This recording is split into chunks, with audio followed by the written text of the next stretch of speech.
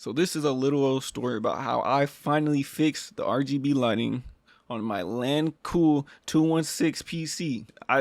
This year built my first gaming PC. I built it February. Yeah, beginning of February I built this PC, right? It's been serving me pretty good. It's been doing its purpose. I love it so much. I also wanted to give it a name, but I haven't thought of a soothing name for it. I might call it Big Beast or something. Something cute because it's a big beast. But basically, let me cut yeah. Everything was working fine except for the RGB. The RGB would come on at certain times. It was like very unreliable. It would come on when it wanted to. So I basically had no RGB at all.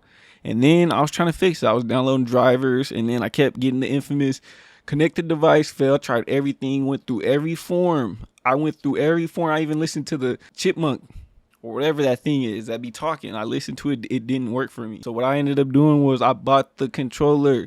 This is the golden egg, the golden ticket to the Willy Wonka chocolate factory. If you want the RGB, get the controller. Now I will say with my motherboard and this controller, the only thing that doesn't work, listen to me, is the USB on the controller. But it doesn't matter because I didn't even have those USB ports before. All I wanted was the RGB.